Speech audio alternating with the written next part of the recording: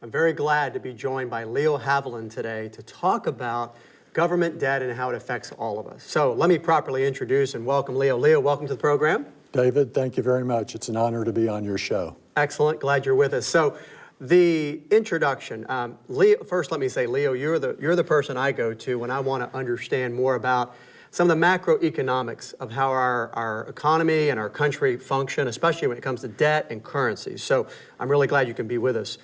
Leo is a economist and a business consultant, has worked on Wall Street, Goldman Sachs, and many other Wall Street institutions, does a lot of consulting work and looks at things from a macroeconomic standpoint, which I don't always have the luxury of doing, Leo, so I appreciate your perspective.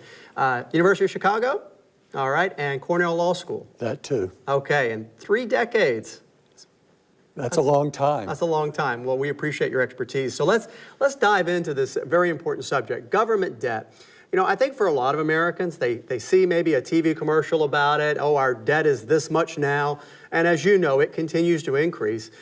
How does that debt really affect everyday Americans? That's really what I want to get to with you. So let's start with the debt, you know, 20 trillion. I mean, I have a hard time getting $1 trillion in my mind. I can handle $1 billion, but $1 trillion. So these numbers are really astronomical.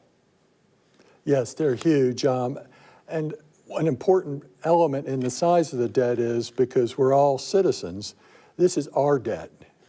And you can divide it by the number of citizens, the number of people in the country, but we all have a substantial obligation, and that needs to be underlined. All right. And it ties into, as you indicate, David, other marketplaces, stocks, other areas of the interest rate world, like mortgages. Okay. Commodities, the dollar. And all those things matter to us as citizens and to us as business persons and to us who are doing individual financial planning. Okay, well, we'll connect the dots for everybody on that, because I think for a lot of people, they hear that and they go, Leo, okay, I hear you, but I don't understand how we connect that to my personal finances. So we'll take maybe a step at a time. As that debt goes up, and it does concern people, and I want people to know at home that we're not saying, let's pull the fire alarm and do something rash and take every nickel you have and put it in gold or go buy survivalist gear and move to the mountains. We're not saying that. But what we are saying is it does need to be considered. So let's connect the dots. So as our debt increases as a country, and I'm not going to do the math of how much we all individually owe in effect by this total debt, but when we look at that, that affects things like, we'll start with mortgage rates.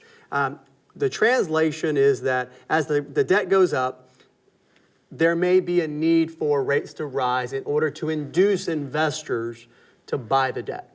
That's correct.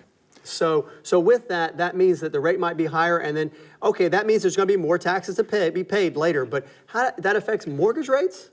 It does, because mortgages and other interest rates typically have their relationship or yields priced in relation to what's happening in the U.S. government note and bond marketplaces. So as U.S. rates, and for that matter, government rates abroad shift, that affects what happens in our mortgages. Okay, so if to put it succinctly, if mortgage rates are linked to Treasury and U.S. debt, and our government has to pay a higher rate, not only are we going to end up paying more in taxes ultimately to pay the extra interest, but we are also going to pay more in mortgage interest on our mortgages. So we almost pay twice, plus the potential impact on the dollar. That's true. That's not good. Okay, so we won't get into the political aspects, as I promised, but the reality is that these things all trickle through. Now, there's another thing that I have to ask you, Leo, and I know that the viewing audience would want me to talk to you about this, and that is this whole thing about the debt. Who owns it? Does it really matter who owns our debt? There's 20-some trillion. Does it matter if a foreign government or investors or whoever is the one that owns that debt and is receiving the payment and the interest? It does matter, David.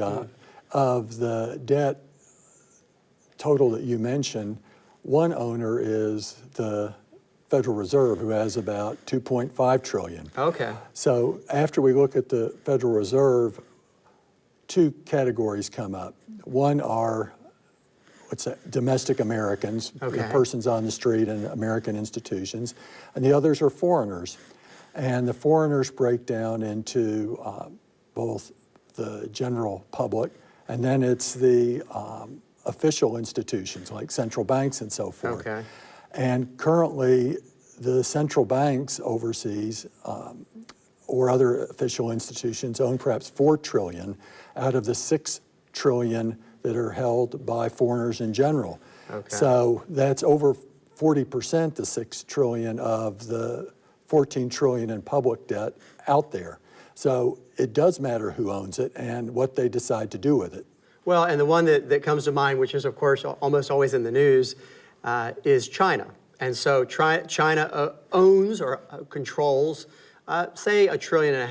Okay, so the worry that people have is that China would call up and say, hey, you owe us this money, we want it back now, almost like they're coming to your door demanding payment. Can they really do that? Well, in a free marketplace, if China, and most of the Chinese debt is probably held officially, Right. sold all the treasury bills, notes, and bonds they had, that would have a dramatic effect on U.S. and, for that matter, interest rates. They would spike. Okay, so they can't demand the payment, but they can sell the debt that they own, the loans that they're holding on our government debt. They can sell it in the free marketplace, and by putting that much money, that much debt for sale, if you will, that would cause rates to rise in general pretty quickly? Right. Well, much will depend on whether there are happy and willing other buyers of those That's the key. sales. Yeah. And it's unlikely that China would sell the whole trillion or even a large part of it all at once. However, they might reduce their rate of buying of the debt. Good point. And if they were either net sellers or reduced net buyers, that would have an effect on U.S. interest rates, all else equal, because someone has to buy our debt, and as you point out, the U.S. government, which is all of us, is issuing more of it. Right. Well, and so we've got roughly, and I know this number will vary year to year, but we've got roughly $500 billion each year that we've got to fill the gap between what we take in taxes and what we spend.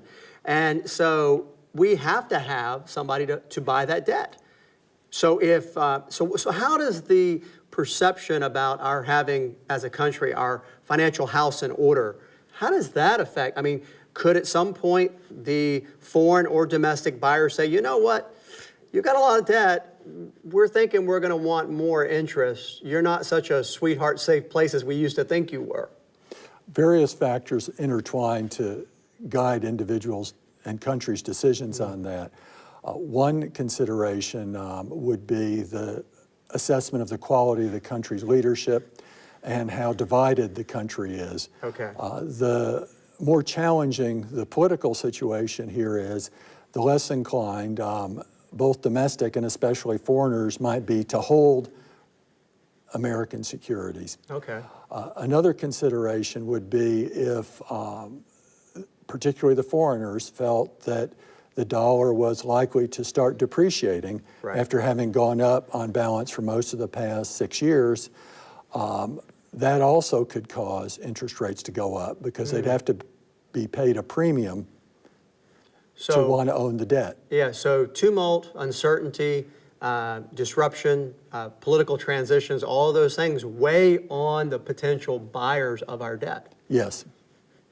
So when we have this political divide, which I think you're kind of referred to, Leo, and our country, you know, at different times is more politically divided than others. Is that a fair statement? You're right. So with that doesn't necessarily send the best, I don't know, stability, perception or message to people that might buy our debt. But the thing that I guess that we have as maybe a little bit of a security or a little bit of an offset that I would love for you to comment on, and that's the relative safety. The relative safety of our debt versus, say, for example, a Spain, or in the more extreme, a Greece, where we are, as a country, our debt still perceived to be kind of, quote unquote, the safest place in town? Many would say it. Those who are more critical could say we may be the best of the worst. Okay. best of the worst. The cup is half empty, the cup is half full. All right, so those are all things that as we sit back and we watch the politics and we watch all this unfold, this all does really impact us, both in terms of future taxation and in terms of the impact it has on our debt that we use. And you know, the thing that I've always found interesting is the impact on mortgages, which we talked about a minute ago. You know, if rates go up, for example, U.S. debt by, say, 1%, which you would agree is certainly possible, that translates to higher interest rates on mortgages, which translates to a higher payment or less of a value of a home you can buy for the same payment. Right.